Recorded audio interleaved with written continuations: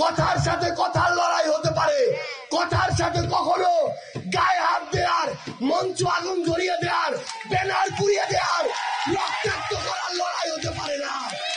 এগুলো ফ্যাসিবাদী চরিত্র। আমরা স্পষ্ট করে বলি, আমরা যেমন আমাদের ভুল সংশোধন করব, আমরা দেখব আমাদের প্রবীণরা কি কথা বলছে।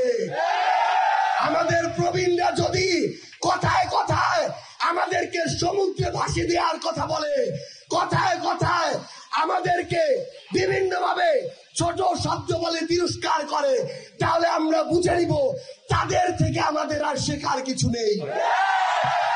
আমাদেরকে যেন কেউ কোনোভাবে ব্যবহার না করতে পারে, আমরা আমাদের সেই অধিকারের বিষয়ে আমাদের সচেতন থাকতে হবে।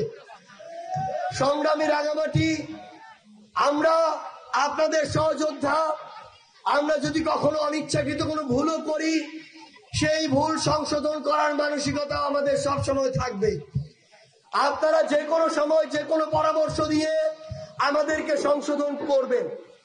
কিছুদিন পূর্বে এমন হয়েছিল, আমারই একটি ভুল হয়েছিল, অনিচ্ছাকৃত আমাদের আরেক সংগ্রামী পাহাড়ের জনপদ বান্দরবান নিয়ে আমার থেকে অনিচ্ছাকৃত আরেকটি কথা বের হয়েছিল। পরক্ষণেই আমার মনে হয়েছে এই কথাটি আমার আসলে বলা উচিত হয়নি। আমি আজকেও আপনাদের সামনে সেটির জন্য দুঃখ প্রকাশ করতে চাই। তবে একটি গুরুত্বপূর্ণ বিষয় হচ্ছে, আমাদের এই রাষ্ট্র কাঠামোতে, আমাদের এই আমলাতন্ত্রে, আমাদের এই বিভিন্ন বাহিনীতে একটা কালচার আছে, একটা চর্চা আছে যে কেউ যদি কোনো জায়গায় অপরাধ করে, কোন দুর্নীতির সাথে সম্পৃক্ত থাকে, কোন সরকারি কর্মকর্তা কর্মচারী আমলা, তাকে পানিশমেন্ট পোস্টিং হিসেবে পার্বত্য চট্টগ্রামে, উত্তরাঞ্চলের নীলফামারী, লালমনিরহাট, পঞ্চগড়, ওইদিকে ভোলা, এইসব জেলায় পাঠিয়ে দেয়া হয়। আমাদের এই রাষ্ট্র ব্যবস্থার কাছে প্রশ্ন, এই যে উত্তর, দক্ষিণ, পূর্ব, পশ্চিমের প্রান্তিক জেলাগুলোতে আমাদের যে ভাইরা বোনেরা, যে সাধারণ জনগণ বসবাস করে, তারা কি অন্যান্য জনগণ থেকে ভিন্ন নাকি? সেখানে কেন এভাবে পানিশমেন্ট পোস্টিং দেয়া হবে? এই পানিশমেন্ট পোস্টিং এর মাধ্যমে কোন একজন অসৎ অফিসারের সাজা হতে পারে না। তার নির্ধারিত আইনি কাঠামোর মধ্য দিয়ে তাকে তার অপরাধ অনুযায়ী শাস্তির আওতায় নিয়ে আসতে হবে। কারণ যে দুর্নীতিবাজ, যে বিভিন্ন জায়গায় সরকারি কর্মকর্তা কর্মচারী হয়ে ক্ষমতার অপব্যবহার করেছে, সে যদি ওই ঢাকায় থাকে সেখানেও করবে, সে যদি রাঙামাটিতে আসে এখানেও করবে। এই জন্য আমরা কোন দুর্নীতিবাজ থেকে শুরু করে যেসব আমলা, সরকারি কর্মকর্তা কর্মচারী কিংবা অন্য যে কেউ এই ধরনের ক্ষমতাকে অপব্যবহার করবে, তাকে আমরা বাংলাদেশের কোন জায়গায় জনগণের সেবক হিসেবে চাই না। কারণ তারা যতটা না জনগণের সেবক হয়ে ওঠে, তার চেয়ে বেশি সুযোগ পেলেই জনগণের শোষক হয়ে ওঠে।